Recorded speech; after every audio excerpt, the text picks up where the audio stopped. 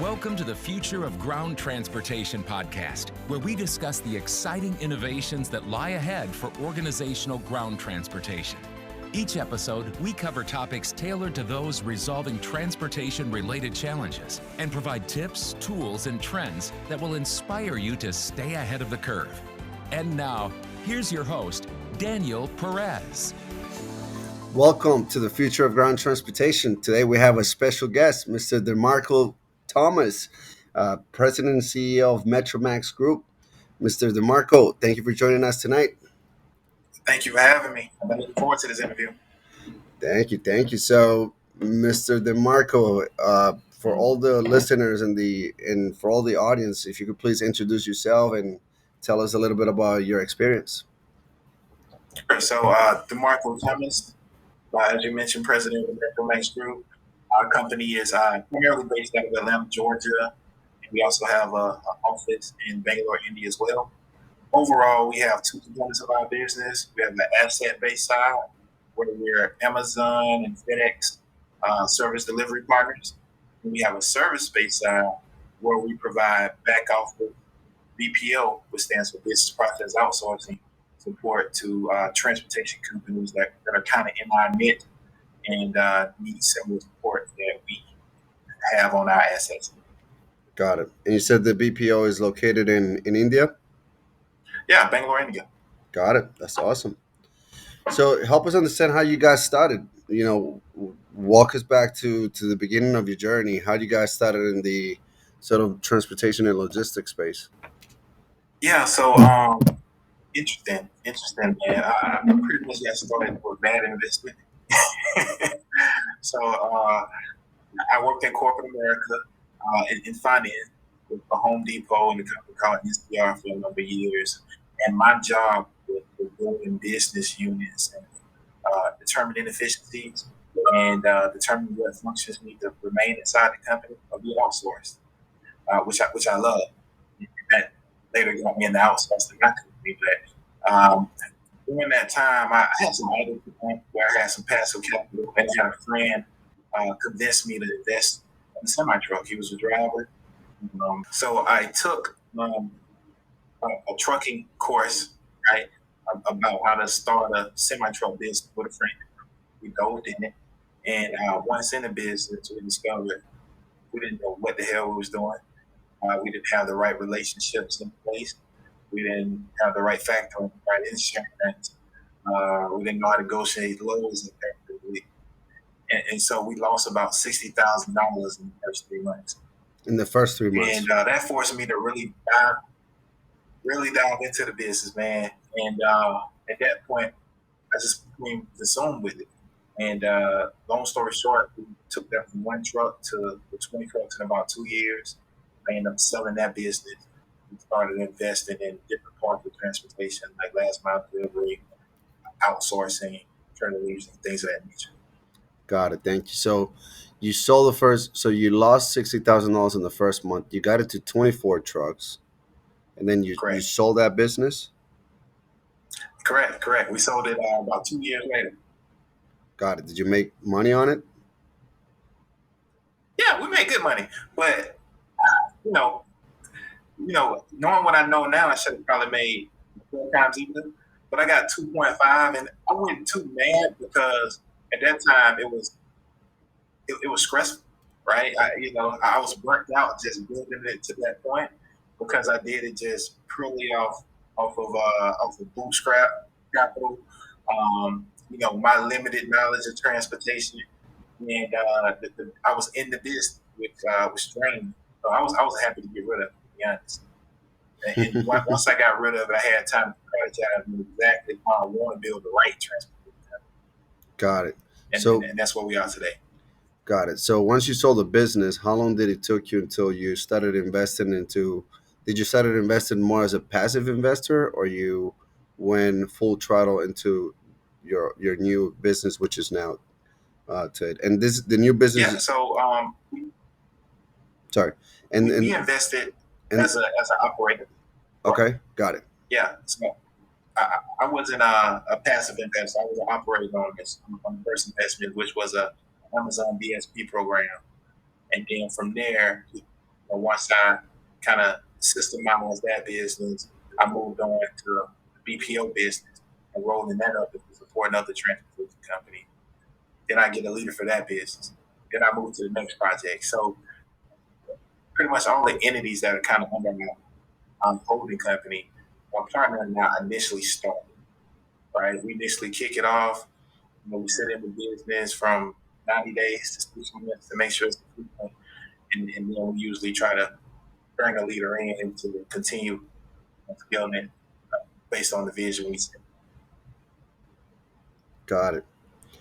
Perfect. So now, do you guys own the trucks? So, based on the experience that you had owning 24 trucks, how many trucks do you guys currently operate or manage through third parties? Right now, we own 120 trucks. Wow. So uh, just a different model, right? Where with Amazon, all of our vehicles is leased, and that's typical for that Amazon VSP. For FedEx, we own those vehicles outright. So we've still in the asset business, right? But we're shifting more into the services and technology business. So if you was to ask me 3 years from now where I would be, it would be zero assets, 100% services and technology. Awesome. So, with the current 100 trucks, whether it's in the Amazon or FedEx sector, what is the most complex issues that you guys currently experiencing? Um, driver retention. Driver retention. That's it's been a big challenge over the last 2 years with um, government incentives related to COVID. Um, a lot of PPP funds available and capital available, and so it's just hard to get people to stay a long amount of time, especially when our job is very delivery heavy. Some of our drivers can deliver anywhere from 100 to 200 packages a day, right? And so that's a lot of wear and tear on the body, and that's been our biggest challenge is Got it. driver retention, kind of associated with the epidemic that going on And in the country. it's sort of a common trend, Demarco, especially for folks in the logistics and transportation space. We recently interviewed another fellow as a DSP provider as well, and he was mentioning that's one of the biggest challenges that he's currently facing in his business. What are you guys are doing to sort of mitigate this risk? Sure. So, number one is screening and hiring upfront, right? Looking for the guys that want long-term commitments, company values to the delivery progression. Um, Secondly, we're having retention bonus. If you stay a certain amount of time, you get incentivized for that. And then thirdly, like really focusing on the culture once they're in. You know, uh, the drivers, we run two shifts, right? We run a Sunday to Wednesday, and we run a Wednesday to Saturday. And so drivers like that flexibility of being able to do 4 days and 3 days off. But at one point, we had more of a 5 day schedule and another shift that came on the weekend. So kind of spreading those days out a little bit shift wide, that's kind of helped us. Got it.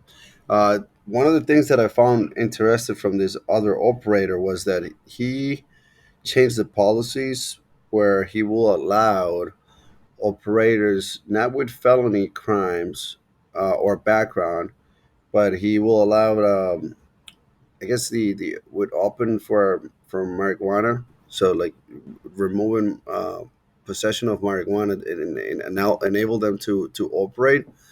And when he says when he changed those sort of regulations and policies within his company, he started seeing a major shift of a massive wave of new drivers that he didn't have access to.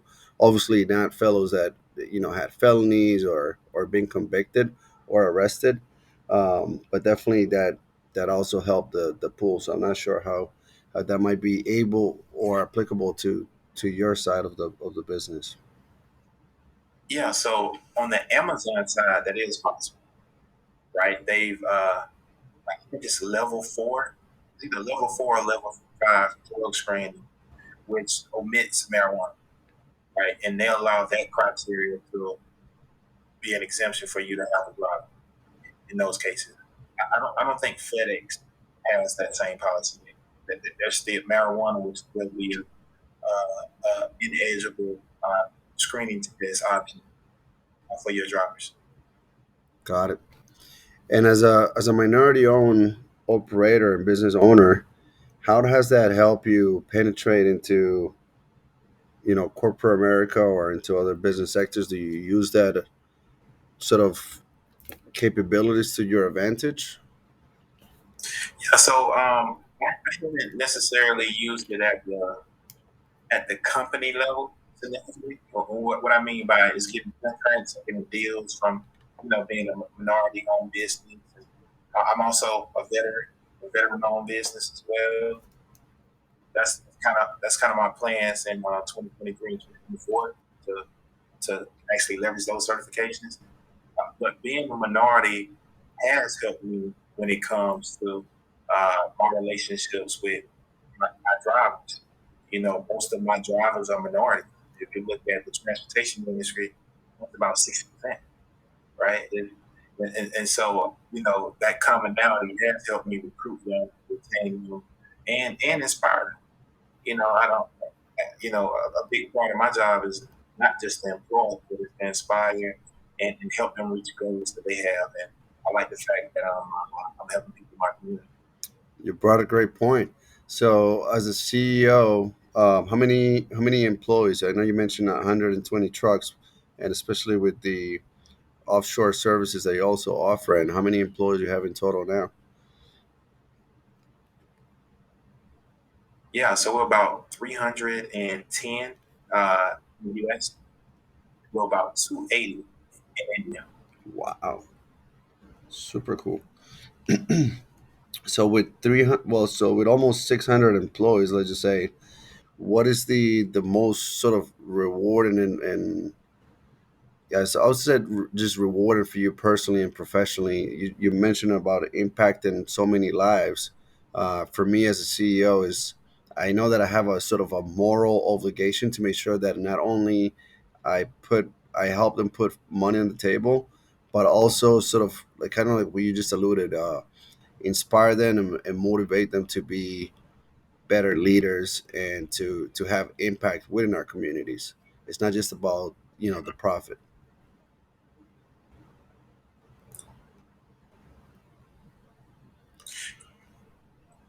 I'm sorry, you kind of broke up. Yep. So I Can you was, repeat that? yep. So I was saying, Demarco, that on my end as a leader, my main objective is not only to help our associates put money on their table, but also inspire them to have impact within our communities and help them become better just humans overall, in any aspect that we could contribute. So on your end, as a leader and as a CEO for MetroMax Group, what is sort of your personal and professional reward that you get in your role? Yeah, so personally is learning. Like with that number of employees, imagine uh, the amount of experience I get, right? I got IT developers, I got guys who do digital media, I got drivers, I got guys who specialize in accounting. And so I'm always learning because I'm not the expert in these areas, right? I got experts around. So the personal reward is just I get to continue to learn. And I get to learn about different people, different cultures, right? Which is amazing.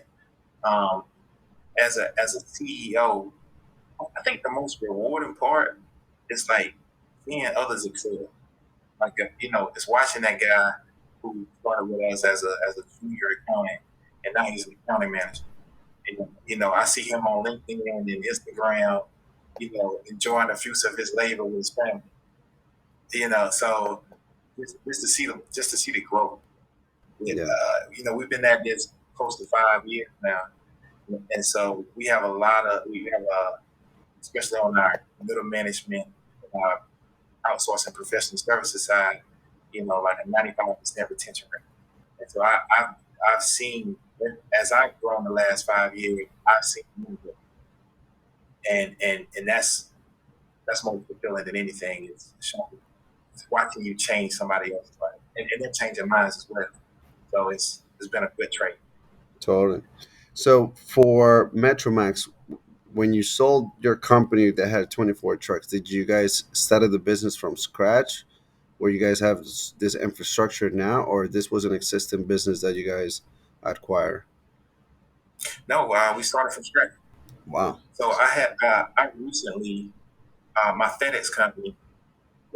Those were my first acquisitions, which I bought last year, Q2 of last year.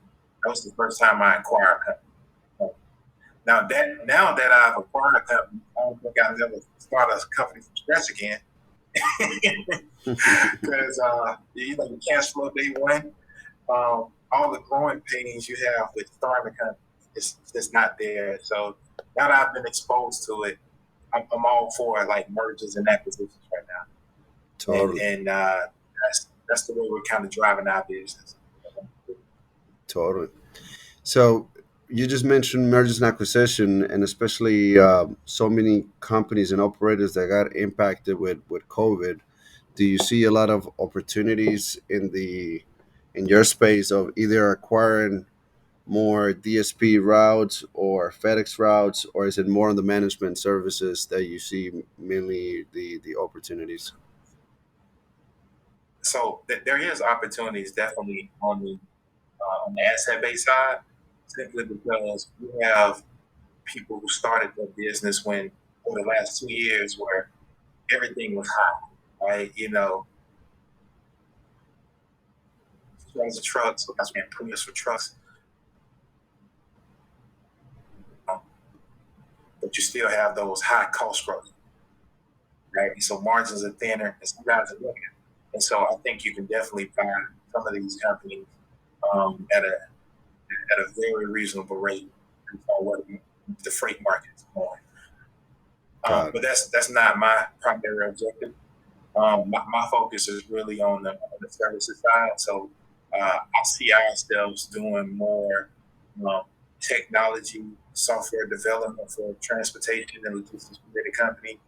RPA, OCR, AI automation. My partner, I didn't speak too much about him, but his background is IT architect from corporate America. And so he's very good at systems and processes, and he's implementing for us. And we feel that we have a niche where we can go in other transportation with different companies because we understand the business and provide that same kind of efficiency to them and help them get better margins. So that's my focus. That is awesome. So for all the listeners and for the audience, if you could please educate us a little bit with the technology that you guys offer on the technology side. Sure. So we offer MetroMax, which is kind of like a RPA, which you take an invoice that you routinely see and process a routine BOL. A lot of companies have people manually looking at these BOLs, manually submit them to the system in order to get paid. Right? We can, create a RPA system that can automatically scan that and upload it within their API or within your software platform and get your invoices processed quicker. This is an easy example. Software development. We have engineers that can help with TMS integration. We created TMS from scratch. Done that for a couple of companies, right? Um, as well as just AI science and automation. So, it's just a wide spectrum of the things that team can do. And really right now we're just testing the waters and taking on opportunities as they come. We haven't been actively kind of promoting our software development side. It's just been naturally through word of mouth and referral. We're going into 2023. I think you'll see a lot more ads and things of that nature related to what we do. Got it. And this is your ideal customer? Is it mid-sized to large companies? Is it Fortune 1000 companies? Who's your ideal customer? Definitely mid-size. You know, revenue. I would say revenue somewhere between 10 to 50 million. Those are the guys we're targeting. Those are the guys who are really looking for efficiency as they scale. They may have gotten to that 8-digit number just by sure will and manpower, but to get to well into the 8-figure and the 9-figure level, we're going to need automation. And so we're looking to be the guys that come in, understand transportation, understand the pain points, and build that automation within that. Got it. Perfect. Thank you. So, the market, to switch a little bit of the subject, as you know, the podcast is the future of transportation. So, with if we were to fast forward 10 years from now, where do you see this industry happening? And if we could sort of address Amazon and FedEx routes then, and then we could go to the management services. So on the Amazon and FedEx, what do you foresee, in this sector 10 years from now? It's interesting, man. So I think from a FedEx perspective, um, I think they're going to evolve their model a lot, especially since Amazon is now ramping up their infrastructure, so they have less volume coming from Amazon. I think FedEx is really going to focus a lot on uh, tighter routes and going in smaller densities, and that's going to happen with an increase in warehousing. I think that I read something that they're going to put a terminal every 200 miles potentially, and so if that's the case, that reduces line haul rate, and that changes them to start getting into that expedite and same day delivery kind of business, right? But right now, it's kind of controlled by a lot of the small companies. Amazon is already in that same day or next day delivery because of their infrastructure. FedEx is going to come in that same place to serve their customers. From an Amazon perspective, I think they're going to lean really heavy into like electronic vehicles and autonomous vehicles. Right, they're technology based companies, right? So they're already rolling in those things, and I think they're going to do it at scale because everything they do, they do it at scale quickly. And so, I think the vendors support those kind of or manufacturers that support those kind of equipment types and tools are going to do pretty well with Amazon business partner.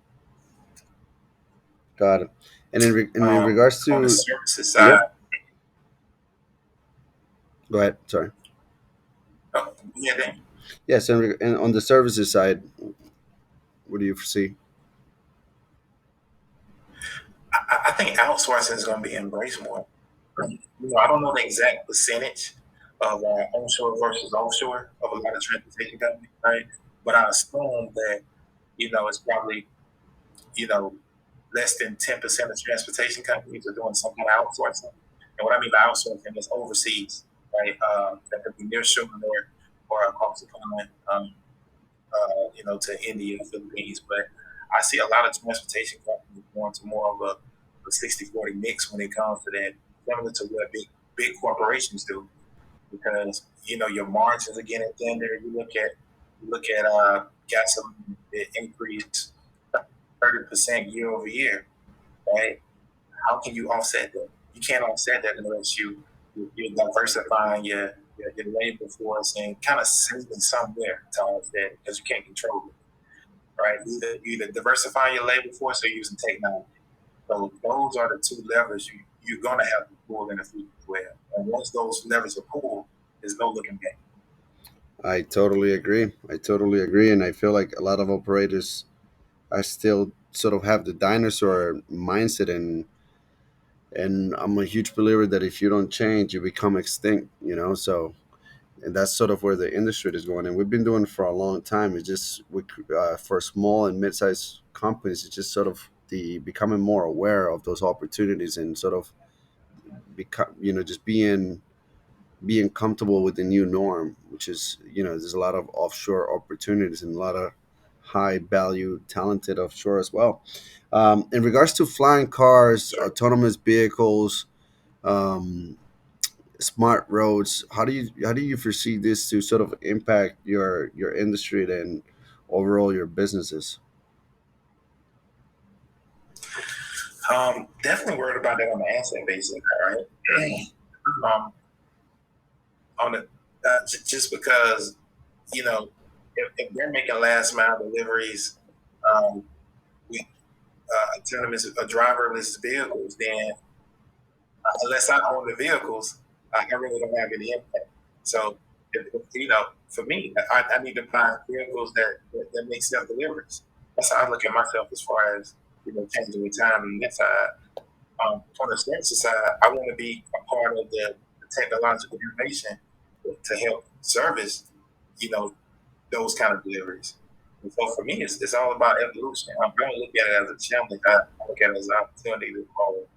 And so we're just trying our best to stay ahead of some of these changes and make sure we play a part in it. Very well said. And you mentioned earlier about Amazon going in sort of into the electrical space. Are you guys transitioning to electrical vehicles and vans at one point? And if so, how soon do you see that sort of shift happening? Well, being that we got operations on the West Coast of Cali, of course, California is very,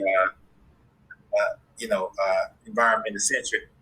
And so you already got operators in our backyard using electric vehicles as far as Amazon and FedEx. So we foresee ourselves getting in that space in the next year or two.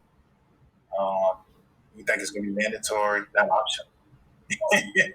And so we definitely plan on learning more about it in order to embrace it because it changes everything, right?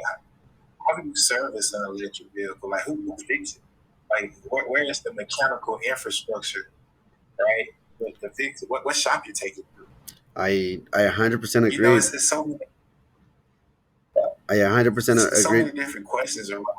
Sorry, Marco. I 100% agree, and we sort of have some sort of experience in the electrical space, but we run into very similar issues that you just mentioned. Number one, who's going to manage the program, manage the maintenance, manage the workforce that have the experience and the capabilities of this sort of new evolution of electricity vehicles, and not only the vehicles, but it's mainly the all of the components that come along with it, right? And I think there's going to Mm-hmm. be a lot of opportunities for entrepreneurs that are looking to sort of get into that sector, because not only is against on the vehicles, but it's sort of the all of the different components that come with this sort of industry, that there's going to be a lot of opportunities on the horizon as well.